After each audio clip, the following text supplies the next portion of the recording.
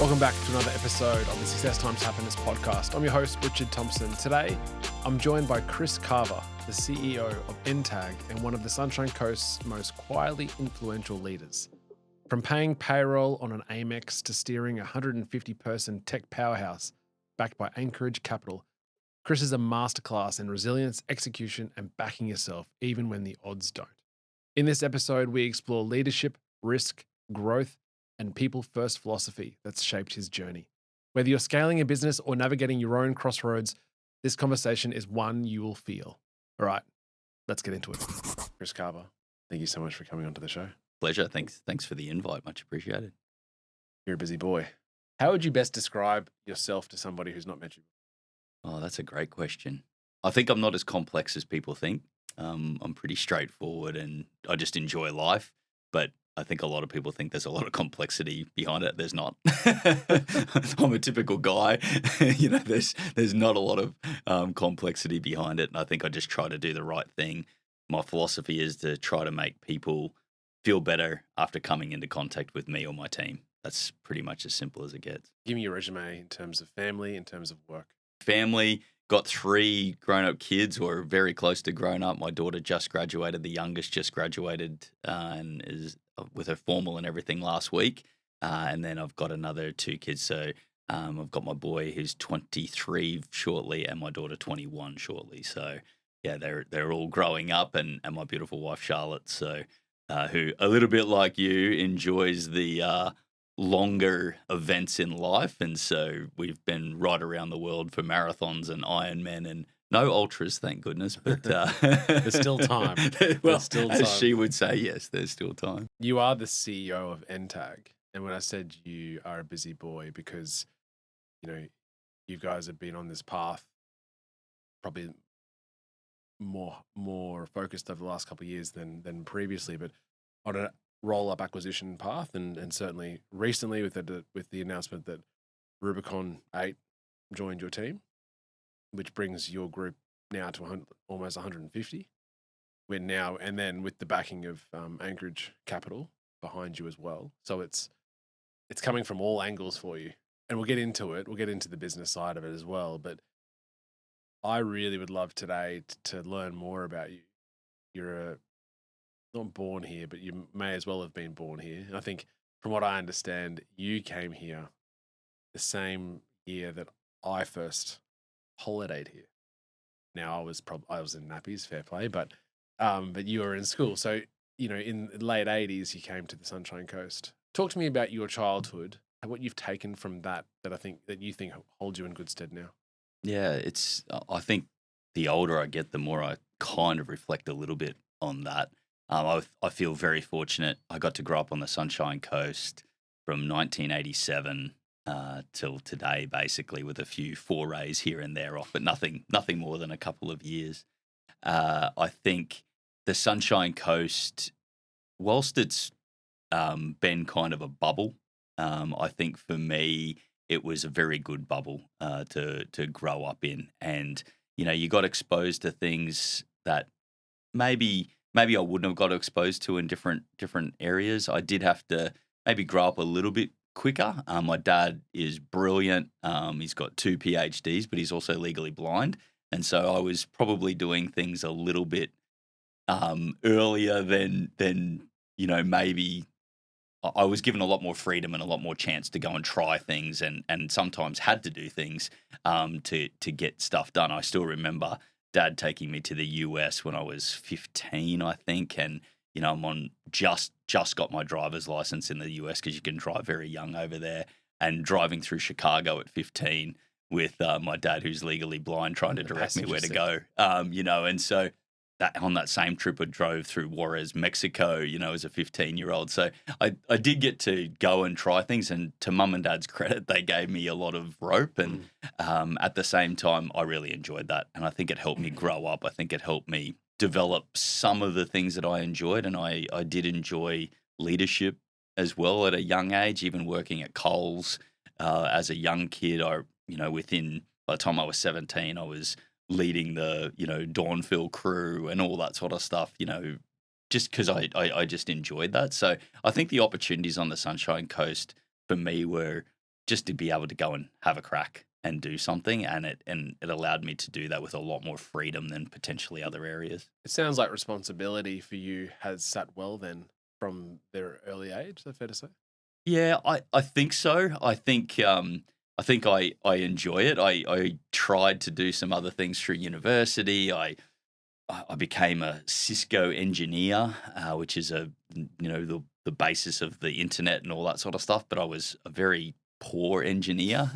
I didn't get a lot of energy from it. It wasn't something that I naturally wanted to do. So even in that role, there was an opportunity to say who wants to lead the team, and everyone else took a step back, and I was like, I'll do this, absolutely. And so even in those times, I think responsibility or leadership and having something to build and showcase the building of something, that's what I enjoy and what I kind of lean towards.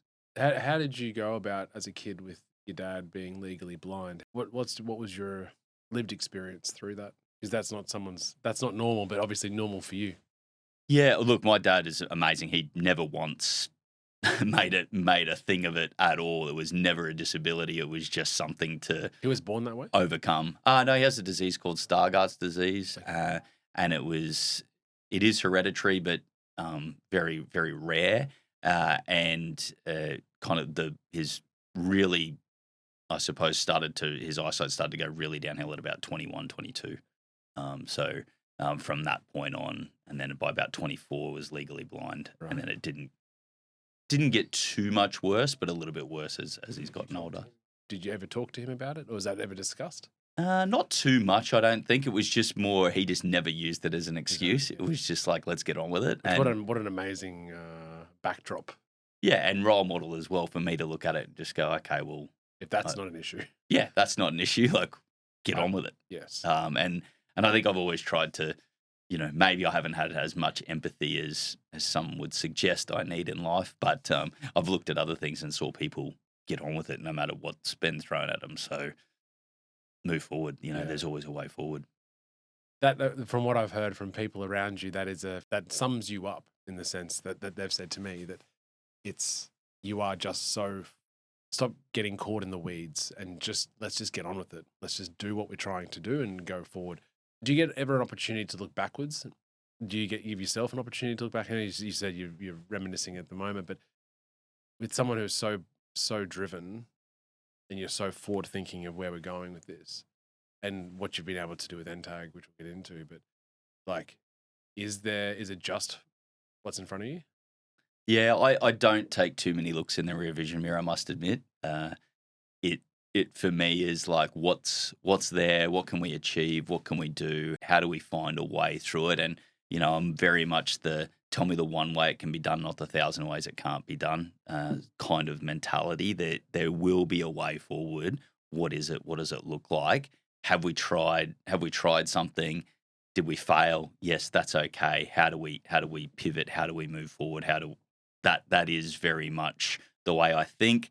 When I look back, sometimes the only time I reflect is sometimes when I need a little bit of encouragement. Okay, we did that worked, or we fought through that, and that was okay. There was a way through it, and you've probably come up against that. Doing some of the athletic things you've done. You need kind of that thing to go, I can do this because I did it before, or that didn't quite work, but maybe there's a path to over here.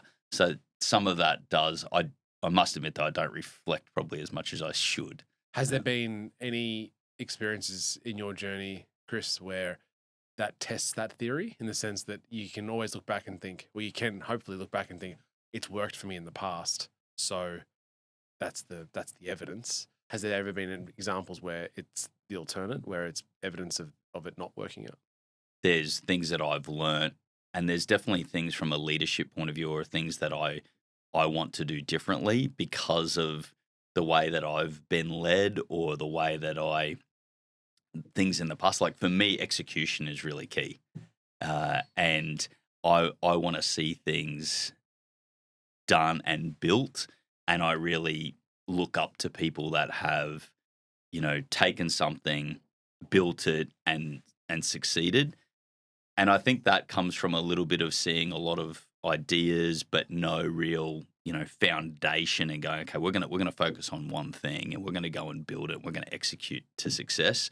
I had a really great opportunity to interview Stuart Clout from Perigian, who built Enserata, which is the M&A virtual data room platform, and built it from Perigian, few areas over 15 years, and then exited for 250 million. And for me, that is an amazing story of someone who's just gone, okay, I've got this great idea. He was a partner in a law firm.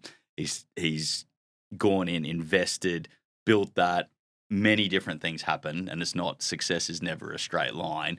But to see that, to then go and focus on that for 15 years, to then go and get that result, for me, that's something that I look up to. I look up to those people that have taken that one idea, stuck with it, they've tested it against the market, built it, and then had success. Yeah. That's, there's amazing people. We were in this building here in Bly, and you've got Ros White sitting next door. You think about what the Whites have done here on the Sunshine Coast. They've taken that. Those are the people that I look up to. Like, I really look up to people that take an idea and go and execute it brilliantly. For the Whites, as an example, that's 30 years.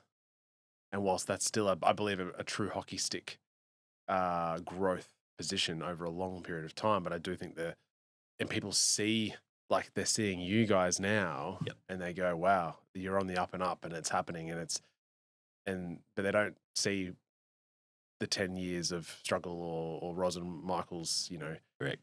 And Ros has been on the show, and she sort of explained as well, like, they got out of the banking sector together and thought it was either a pizza shop or a grocery store that they're going to sink their sort of life savings in. And they bought a night owl and had to vendor finance the stock because they didn't have any more money. And you can say that the rest is history, but my goodness, it's a lot of. I think Michael worked double shifts for 4 or 5 years until they could get it up. Yeah, it's amazing, and that's why I look up to people like that, because it does. It takes years. Yeah, I accept that, right? And you sort of see. I think you see people founders or CEOs from the beginning, and you're like, I can see the scars on you, or the battle wounds, right? And you sit here, and it's been a huge quarter for you guys in terms of getting those deals over the line. And how do you sit with the fact that not many people understand that? They don't see the work. They don't see the hardship, the challenge, the risk. And they just see the end result and go, wow, you're amazing. They can't appreciate. It's not even, how do you sit with that? Yeah, I mean, they do say that it can be lonely, and some of that is lonely. And I think the loneliest times are when, people don't see it, and yet, similar to the Ros story. I mean, I remember paying payroll one week on Amex, and you're like, oh, this is not good. This is not good. But that's only 7 years ago that happened, and so I look at it now, and you look back, and those times they're tough, because you're like make or break here. There's things I wouldn't have done it if I didn't think there was an outcome, but at the same time you had to do it. So you're obviously in a place where things aren't, money's not flowing in if you're having to pay payroll in your Amex. And so you're thinking, okay, well, how does this shape forward? For me, probably the thing that supported me the most is having great people around me. So one, amazing supportive wife, very successful in her own right, really someone to look up to, but also the team around me, and I look at the Thea Mulherrans within the world that, from a GM point of view, in an ENTAG environment, she's very good at all the things that I'm not. You look at Damien, who is our CFO, who's just exceptional in what he's been able to do from a dollars and a foundation for our business. And then bringing Justin online as our CTO a few years ago has really cemented us in a way that gives me the confidence day in, day out that we're going to be able to achieve.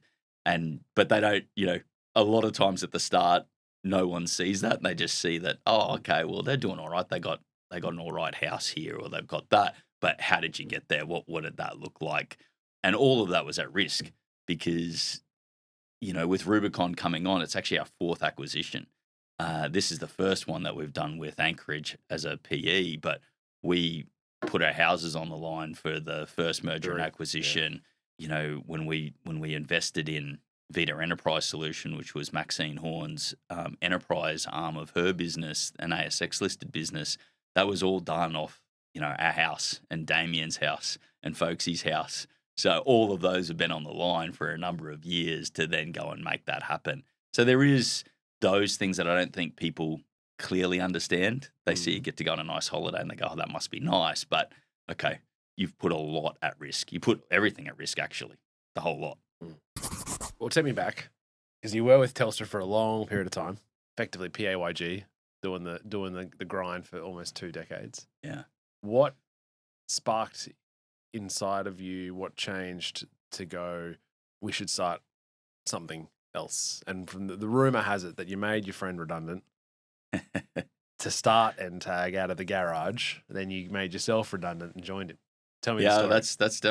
That's definitely very, very true. So I enjoyed working for Telstra. I didn't have too many choices coming out of university. There was I had 2 choices. One was to go to Canberra, or one was to stay in Queensland and work for Telstra. So I said, I'm staying in Queensland. Good decision. Canberra's great for about 2 months of the year when you can snowboard. The rest of the time, it's not. So I stayed in Queensland. I worked for Telstra. To be honest, it was a really great backing.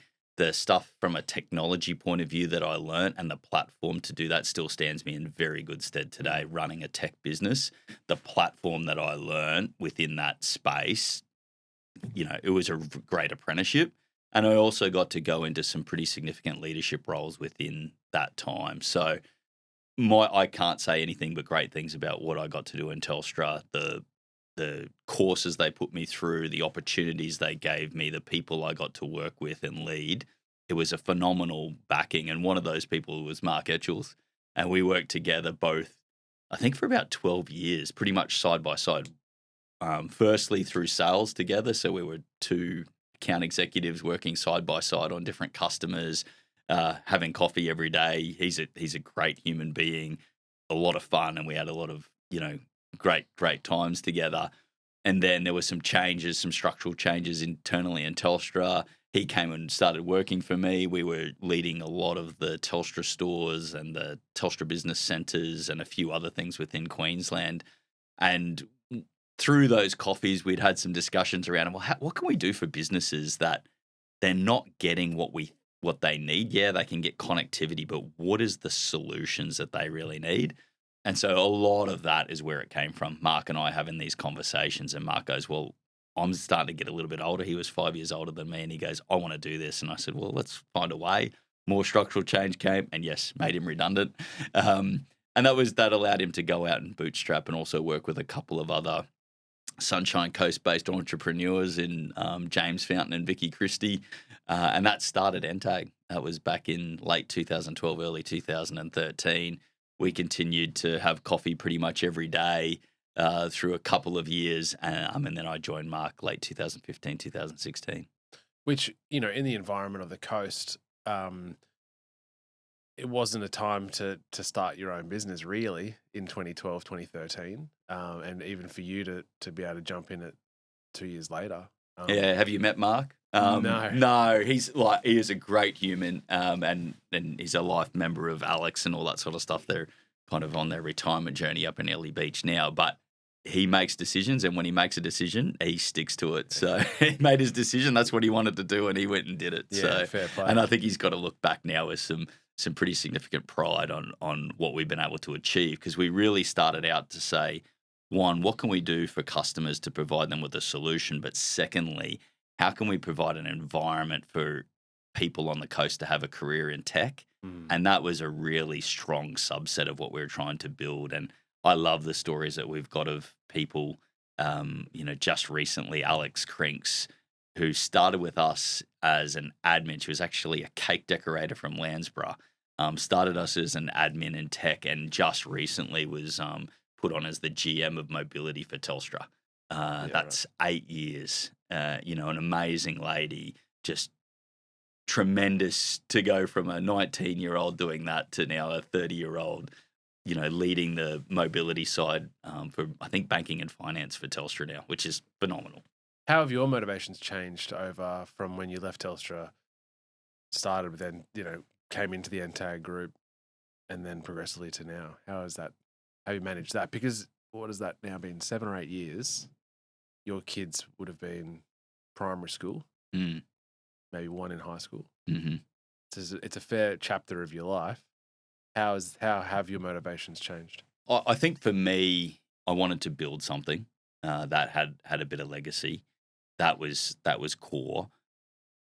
The way that we started out that, and the way that it's and the way that that's tracked is probably different than what I could have imagined at the start. But I think the same principles always remained. And Mark put in some great principles at the start to say, when people touch ENTAG, they come away a better experience, and we build our people. And a lot of people have said to me, "Oh, you're building a tech business on the coast. Where's the talent?" Well, our talent has come from all sorts of bizarre and diverse places, but amazing people. I mean, Amy, who is probably one of the best Microsoft adoption specialists in the country, was my barista at Isbar at Britannia. Perfect. You're having a conversation, you're seeing the way she deals with customers. She then goes, "I'm doing tech at uni," and I go, "Great, you're working for us." So sorry, Pete, but she's coming to work for us because her position. And to see people do that and take those steps, for me, that probably brings me the most pride now. As of what's changed the most is watching those people develop. And I look at the people in our organization that have taken us from very small capability sets to now delivering to the largest customers in the country. Andrew Baird within our team started the whole way that we do our team's Microsoft adoption, and we were doing small customer bases. We're now doing the largest government organisations in Australia. We're just in the middle of doing Medibank Private as an example, so that from very small customers on the Sunshine Coast to the largest organisations in the country. But just because of these humans, like, I've had nothing to do with it. I couldn't even tell you how to do it, let alone do it. So it's just watching those people go in and do it is, that's probably what gives me the most motivation today. I would have thought, though, pre-COVID, it would have been, was it more difficult then to find good talent to progress the business, to progress the company? Because the Sunshine Coast at that point wasn't necessarily the center of the universe or center of the East Coast, but now post it seems to be. We definitely have more options, and a really good example of that is we just hired a new head of integration to bring Rubicon and ENTAG together, but also forecasting for a bit more into the not too distant future. And Sharina, or SK as she's known, was ex-Melbourne. Amazing resume of what she's been able to do in her career with large organisations, integration, M&A, is now based in Britannia, lives in Britannia, and so for me, that has changed. There is access to different levels that we haven't necessarily had here on the coast, so it didn't have to necessarily build some of that. At the same time, there still is homegrown opportunity in there, and for me, I love seeing people given a chunk of meat, as we call it, and then going and getting to chew on it and getting to take it to places that we never thought possible, or definitely blowing our mind as far as, wow, look what they've been able to do with that. I never thought that was possible. So we've got stories of that within our business all over the place, and that's what's helped us to grow. Well, you're certainly becoming a destination employer in that space, in the industry. So, which is obviously a huge testament to the group and yourself. What's been the biggest growing pains that you've experienced with these roll-ups? For us, it's building the trust with the people that are coming on board. Internally? Internally, I think, it's especially on the acquired side, you get a chance with your team to build that trust over time, and you've got a lot of history with your team. but it's then the new team coming on board, and whether that was Vita Enterprise or Rubicon, it's how do I build that trust with them that they know what I say. I'm not just saying it. I believe it with the bottom of my heart and make that happen. I think that's, that period of building that for me is the toughest because I see that they're amazing people. I see the future of those amazing people, but I'm not sure they believe it yet. And I'm not sure they've got the trust in our team yet that this is for all of us a really great opportunity. So it's that period of time. And sometimes it takes, to develop that really strong bond, it takes years, where you're giving that. But at the same time, I love seeing that with some of the Vita team that that came as part of that acquisition, now helping with the Rubicon team going, hey, I've been through this. That was 3.5 years ago. Look at where it's led us today. Look at, these guys are the real deal. The previous evidence. Yeah. And so that whole previous, and I love that. At the same time, it's the biggest part. We have to make those integrations work. We're a services-based business. We are buying businesses that are built on people and the skills that they bring and are able to then go and deliver solutions to organizations. If we don't keep those people, it hasn't been a good acquisition for us. We're not just buying a book, we're buying people. As you scale a business, there's two very different skill sets. One is internal growth, and you're just keeping acquiring more and more talent. And obviously one is the full roll-up acquisition of an entire business, as you've just said. I feel like a leader will inevitably have a great ability to do one or the other and be able to bring in by piecemeal each individual employee, each human to the group. And as you grow. But it's entirely different to say, all right, we're going to bolt on 40 new people. Which process do you prefer? Which process do you think? I know you referenced that it's been challenging for the whole acquisitions, but internally, which hard do you like the most? They're both hard. They're both hard in different ways.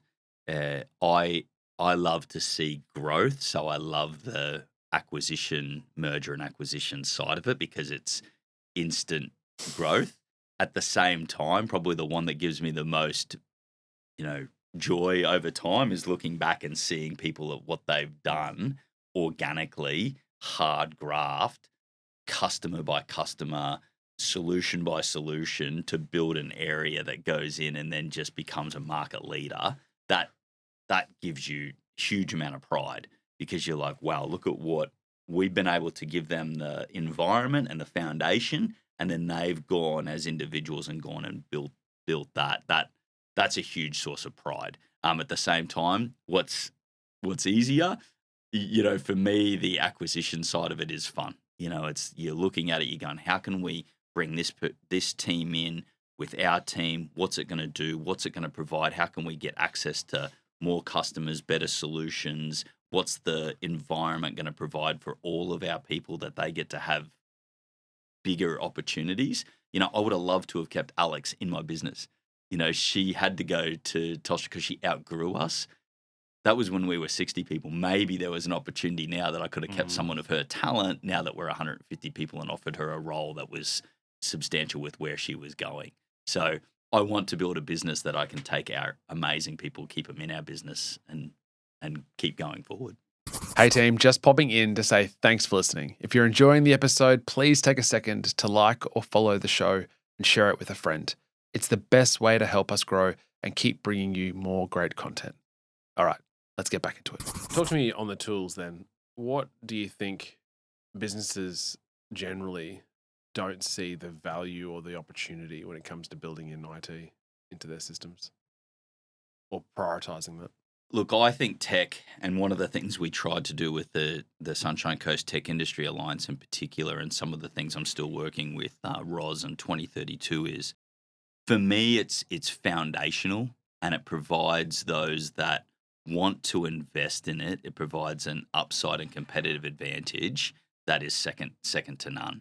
And you can see it in the customers that you deal with, those that get it and go, okay, I'm going to use this as my competitive foundation, and then be able to leverage in off of it. And all industries are different and subset, but even some of the stuff that's coming around ESG, all parts of ESG from the governance side to the sustainability side, all of that, there is some competitive advantages that organizations are able to take advantage if you get your tech stack right. And we're there to support customers to get that tech stack right, to give them the maximum mobility within there so they can go, okay, this is coming for our industry, because you know your industry, and the businesses that we work with know their industry far better than we ever will. But what we're trying to do is make sure they've got the platform to successfully take advantage of those key areas and be able to go when they need to go and put the foot down, be able to position themselves within that. And it's probably why I enjoyed sales a lot as well, because I got to watch organizations grow. Centrell, which became Reliance Petroleum, was about 10 people based above the Nambour post office. 6 years later, they were based in Melbourne. They started with 4 petrol stations, and by the time we finished that, over 390. That was the funnest customer I got to work with, because they were growing and building, and it was an amazing experience to be involved with that, and kind of gave me a little bit of like, okay, there's good ways that we can grow. How do you find them at the crossroads where, in that example, they may not have had the budget or the awareness that they'd get to that larger operation, and at some point, early days, it'd probably be an overcapitalized in their IT systems and their stack. When should a business think heavily about it? Is it the opportunity cost that it's not providing, not diving into that, or when is the appropriate time to say we need to invest in this?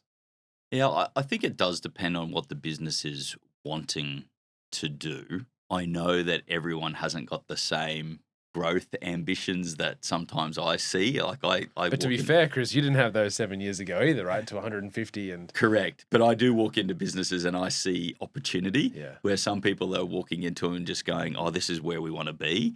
And so it is interesting. I think from a tech stack point of view, if you don't invest in it, or you don't at least put the foundations in play, there's a good chance that the way that you'll go forward, I don't know if you will get to go forward. There's challenges coming, and there's changes across the board that are just going to, you're going to be sitting at a point where you're like, okay, this is a stagnant position. It's not one of growth. I think tech is for all industries. That's my fundamental view.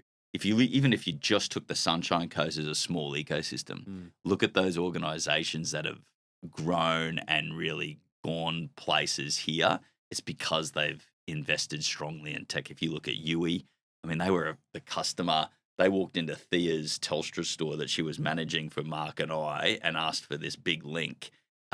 What was that, 16, 17 years ago now? And she's like rung us and gone, this customer wants this really big link. I don't normally do it out of the Telstra store. What can you do to see them go forward? If you look at what Will has done down at HeliMods, and just invested in tech, even Zone RV, the way that David's gone there and just put in, some serious high tech advanced manufacturing, that's allowed him to go and do what he's done and quadruple his growth through a period when everyone else, and selling at the highest margin products as well at that space. So for me, that's the differential that I see. Where should a business start then, Kris? When they, I'd imagine if they don't resonate as a tech or IT business, where should that sort of business start to look? Yeah, I think for me, I always talk to them about ecosystems.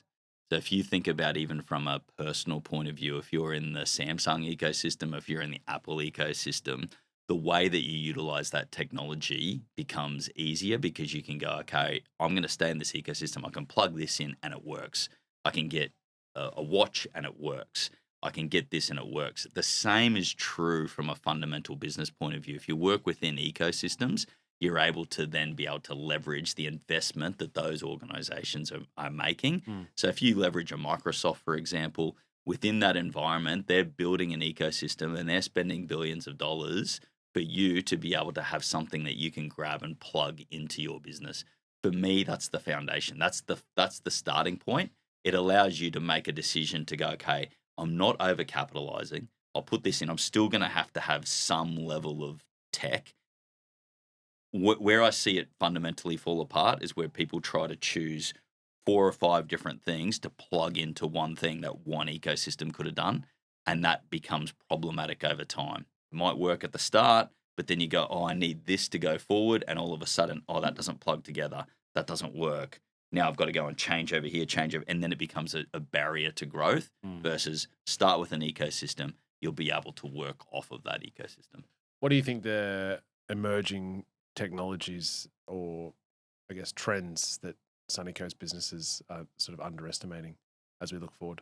Yeah, I mean, this is the one I'm working on with the 2032 group at the moment. I do believe we're overlooking or not putting enough onto the ESG. And when I say ESG, I mean all components of it. So a lot of people go ESG, they just see that it's the carbon side of it. That's actually one very small component. And we've used 2032, the games in particular, as a testing point to work with the games. There's a whole piece, there's a whole bunch of things that you have to do as an organization to be what they term fit to supply. Within that fit to supply, it's basically ESG. It's the governance controls that you've got over your cybersecurity. It's the health and safety. It's the modern slavery components. There is an environmental side of it. It's all of these things put together. The reason I think it's being overlooked is, one, it's quite hard and challenging to go, which ones do I need? So we're actually trying to build some frameworks for different levels of organizations to be able to go in and start that journey. The thing that it does, though, is this is rapidly coming. It's already in Europe. It's already in other places around the world.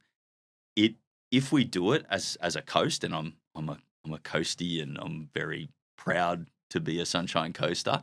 If we do it, it actually positions us in a competitive advantage against it. If you are a honey producer in the Sunshine Coast hinterland and your competitor is a honey producer in Newcastle or in the Hunter region, and you've got all your scope 1, 2, 3 emissions reporting, and you've got your ticks around supply chain and modern slavery, and Woolworths comes and says, we're going to supply, and we're going to give you a $10 million contract, and these are the 2 competitors, and this person in Newcastle doesn't have all those ticks, guess who's getting the work? Because Woolies has to, on their requirements already, has to report on scope 3 emissions. They have to report on downstream. They have to report on supply chain. They have to report on all that. For all their suppliers. For all of that. Yeah. And so they're already at that stage. That's rapidly coming, though. That's rapidly coming for organizations of my size. As soon as we hit 100 million, we have to be able to do that as well. And that's why Roz and I have been in discussion, because there's already organizations on the coast that have to do the full reporting, let alone be on the supply chain. And so for us to work with large organizations like Telstra, Microsoft, for us to be supplying to some of these large government and corporates, we already have to have our ISO accreditation, so international standards, 27001. We have to be at Essential 8 Level 3. If we're not, they fundamentally can't work with us. For me, if I'm looking at what is an opportunity for the Sunshine Coast collaboratively to come together, and that's what we're trying to do with 2032, is build something collaboratively that gives everyone at least a view or at least a pathway to get there, to then, that kind of rising tide lifts all boats and we can go forward together. Yeah, so good. AI is obviously everywhere in terms of practically, but also everyone's vernacular. Where do you think that's going? Not necessarily how can we use it now, but what does it look like in 5 years' time in your mind? Oh, wow. I wish I was smart enough to know. I really do. I think we've seen a lot of different change curves over time in technology, and I think at the moment we're in a massive hype cycle with AI. I went to Gartner this year. I left after day 2.5. I was like, I can't go to another AI session. Like, I'm AI'd out. If it didn't have AI in the title, it obviously didn't make it onto the agenda. I don't know that anyone realistically knows exactly where it's going to go, but I think the things that I always look at is, what are the foundations that you're putting into play within your business that allows you to get and utilize this as it goes.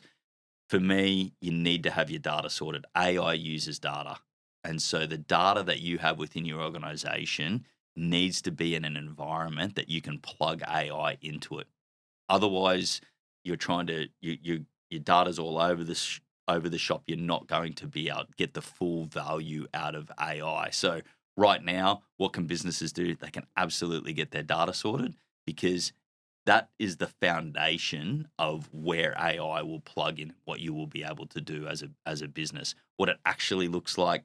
If I took a bet, I would say that, say, for legal firms, that you'll be using software as a service of some description. And in that software of a service, the organization that creates the best AI and the best productivity gains and the best things is the software as a service that will win longer term. And most law firms will start to then utilize that technology because it allows them to be more productive, allows them to give a better experience to their customers. That's kind of where I think most organizations will lean and get real value. But fundamentally, you've got to have your data sorted.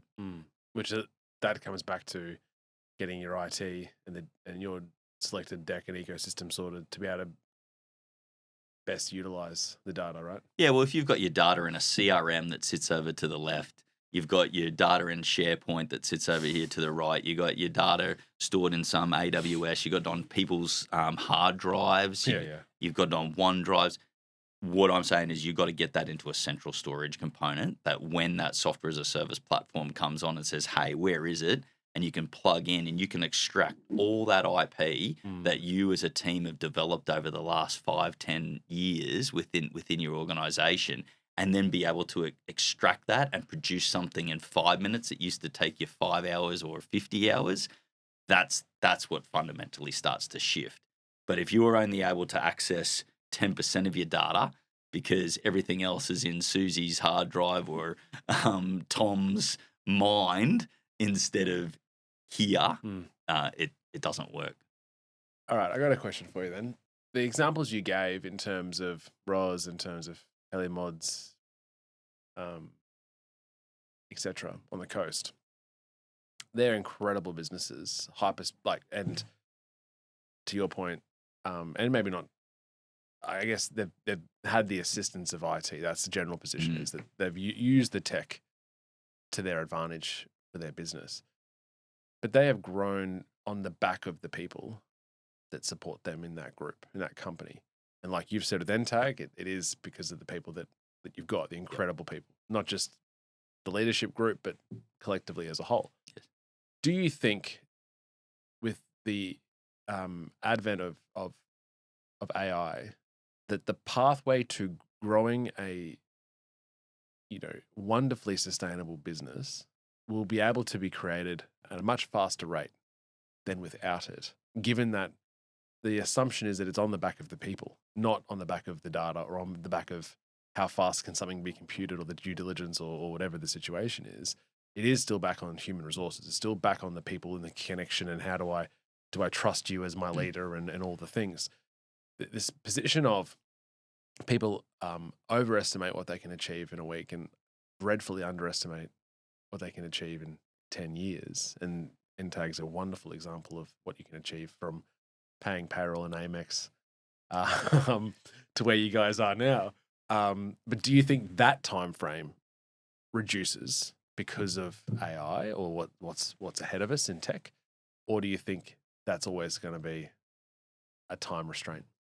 I think long-term sustainability is built on people. I think what you'll be able to do and how you achieve it will be different, and I think you will be able to utilize parts of AI to do things in a much faster way, but you'll have to use it because your competitors will be utilizing it.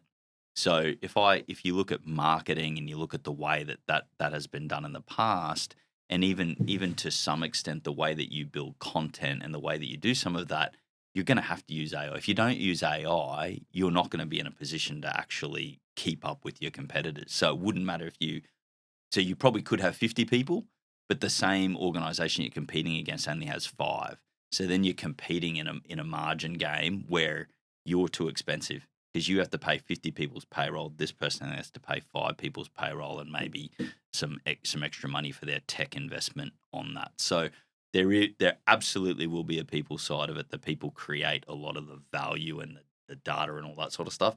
Where you'll start to see the squeezes is where is my competitors using AI? Where are they using it to get gains that has still got massive costs on my organization? And as a business, you can't afford to have those huge costs if you're then trying to present a scope of works to a customer that says, okay, I'm going to charge you $200,000, but your competitors are able to charge at $125,000 and still make the same amount of money. That's where they're going to win. So that's where you will be needing to take advantage of certain AI. Now, that may be parts that are just generating documents. We're using an agent at the moment that goes in, and within tenders, there's some very specific forms, particularly around security and all that sort of stuff that we have to fill out. And it seems monotonous. They're all slightly different. They come from different organizations. It used to take us an age to do that. We've been able to take all of that information from those responses and from our pieces around ISO, put that into one file system, and then plug an agent into there that it goes and takes all that information out, reads what's come in, and goes and fills that out in about 3 minutes. Wow. That is an example of where if you don't do that and you're still in 3 years taking 3 days to go and fill that out, and you've got to fill it out 10 to 20 times a year, that's half a resource. Mm-hmm. That's the cost that you'll have to look at. I mean, that's a really simplex example, but something that you'll have to utilize in the future. If you don't, your competitors will get an advantage because they'll be doing that. Yeah, fair. Finally, I want to talk about your connection with community, and that seems to be very apparent, both you personally and within the ENTAG's corporate responsibility. Where has that come from for you, and how important is that as you continue to grow? I think from being proud to be on the Sunshine Coast and being seen as someone who wants to build our community, that's really where it comes from. I want to see our community better than where we are. And if I can go and run an organization that goes and supports amazing people in our community that are doing the hard work, and you look at the likes of a Dave Dangerfield from Compass Institute, an amazing human that's gone in and literally built something from the ground up and on a shoestring and on the budget. Like, if we're able to run a couple of events a year and be part of it, and I know Valley Velo has been a great source of some income for that organization, then that's a fantastic opportunity for us to go in and work with that. And we've worked with a lot of other really grassroots organizations. I do like to work with organizations on the coast where our team have a connection. Another one is the Everyday Foundation, based out of Nambour. I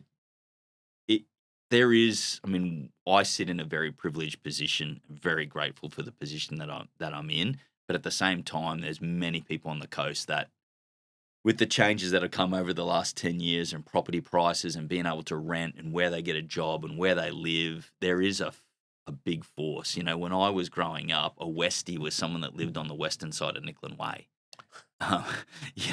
That was a change. It is pushing people further and further away to find properties that they can rent in and all that sort of stuff. It also brings around an impact of jobs and viability and all this type of thing. When wage growth hasn't been maintaining in some of those areas, the Everyday Foundation, run by Karen Goulot, does an amazing job of being able to support people that are less fortunate and give them an opportunity to actually survive. If I can support them and do some stuff, then that's an easy decision for us, because there's people doing the hard graft and hard grind behind that. We're just really taking a little bit of profit and providing that. That's not a big decision. And over the period of time, over the last decade, how much, talk about your wife, what involvement has she had with you in terms of being your crutch, or at least your sounding board, when it comes to these more difficult decisions with business? Yeah, look, I'm a much bigger risk taker than Charlotte. So Charlotte's a very considered person. My risk profile's probably off the Richter comparatively. So she's very conservative in that side, but at the same time, if I look at it from a crutch position, she's also very successful in her own right. And so she's been able to go out and say, look, I'm going to go and work in corporate world. She's an executive and all that sort of stuff. I'm going to go and do that. That gave us the background. So when I was trying to make a decision to pay payroll, which wasn't myself in that mix on Amex, we still had food coming in the table because of the work that Charlotte was doing day in, day out over here. And so it's a great partnership.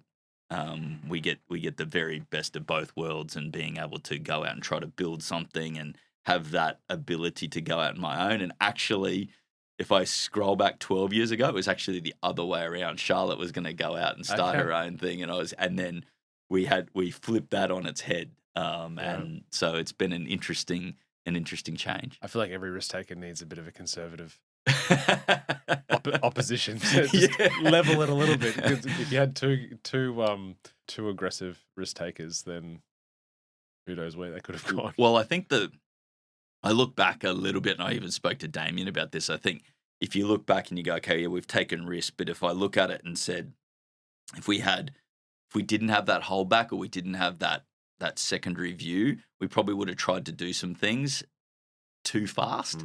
And I look back now and I go, that patience or that wait that we had to do to get where we are, even the Rubicon 8 deal, that deal was in the making for almost 18 months in different formats that then came about. But if we would have done it 12 months earlier, it was not as good position as it actually ended up being for us, and the timing and everything. So there are some of those things that give you that hold back, that timing, that, counsel, advice, that you have to take, or, at least put it into your thinking that you're doing. But it's also the trust. I mean, she trusts me implicitly, realistically, to go and make those, to go and do it, which, is a massive benefit. I'm not having to come home and explain, why I'm doing this or why I'm doing that. Plus, her understanding from the corporate side of things also is very beneficial to go, I understand why you're having to do that, or I understand what you're doing in that space. And where is ENTAG going? Where does the next 5 years look like for you guys? I'm really excited. I mean, we've been on a trajectory that realistically was based off us doing what we could with the resource and the dollar that we had. We're in a position now where we've got backing. We've got a great backing organization with Anchorage Capital, and where they're looking at positioning us and building us as that roll up. And, they're backing the management team and the leadership team that we've built. And that's a massive kudos to all of those guys and girls in that team. They've been through full due diligence. They've had a full team from Unearth come in and do full interviews and all that sort of stuff with the full leadership team, all the way down to team leader level. And for me, that's just a massive backing to that team to say, you guys have got it. We know you're good. We're going to back you. And here's the dollars to go and do it. We're now going to go and say, all right, well, what is it? And, the pressure on me is to make sure we find the right pieces to bolt on and to build accordingly. At the same time, we've got investment to build some of the stuff that we've done internally, and we'll continue to invest in that internally more as well. So it's a really good time. We get to invest inorganically and organically and go side by side. Yeah, so good. Kris, I really appreciate your time, mate. It's an amazing story, what you've been able to do, and I think the general consensus is they see the outcome without seeing the hard work, and I don't even think you're giving that hard work enough credit today even still, but I see it. I can only imagine what that would take over the last 7 years, for you at least.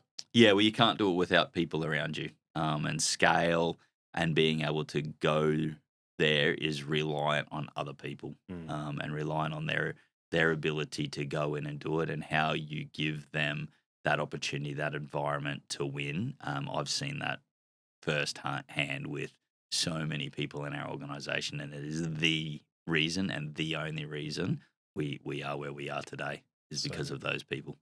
Before you go, 5 quick questions. I haven't prepped you on this, so no, we haven't prepped me on the rest of it either. No, that's true. Just quietly. What does success mean to you? Short fire answers. I think it's a little bit of validation of the hard work. What does happiness mean to you? Seeing people that are my friends and family in a better position. What does your normal morning routine look like? Very simple. Get in the car, drive to Impact Strength and Fitness, Kobe Williams, amazing community is built. Come back, go to the Pocket, and Nelly and the team serve me the best coffee on the coast. And the dogs get to come with me. At Moffat.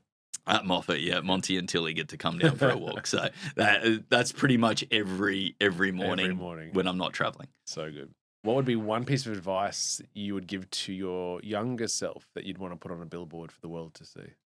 Back yourself. Love. That's probably the thing I didn't do early enough. If I look back, I know these are quick fire, but if I look back, I wish I would have backed myself earlier. Do you think you had the requisite skill sets back then, though? There was a time that I definitely, maybe not heaps earlier, but at least 7 years earlier, Okay. I think I could have done something very, very similar. Yeah. And Mark and I actually potentially had an opportunity to do something. I look back and I say, I wonder if we would have done that. But, those are sliding doors, and I'm very happy with where we are today and very grateful for where we are today. And finally, someone who that'd be a great guest for the show. I think you should interview Stuart Clout. I had an opportunity to do a fireside, barside natter with him at the Tech Summit last week, and Perugian, unbelievable story. And I'm sure you've probably used the platform Enserata. Yeah, a couple of times. Yeah, probably in different deals. Yeah, very cool story, and even what he's doing today and why he's doing what he's doing is very interesting. Beautiful, Kris Carver, mate. Your time is precious, and I really appreciate you coming in. Oh, thank you. Thanks for That was another episode of the Success Times Happiness podcast. Next time you're questioning whether you're really cut out for the next big step, turn to the person next to you and tell them all about the show. It really means a lot. A huge thank you to Kris Carver for sharing not just the story behind ENTAG's rise, but the honesty behind the grind, the risk, and the people who make it all possible.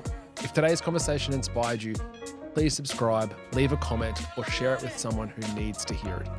Your support means everything. Until next time, peace.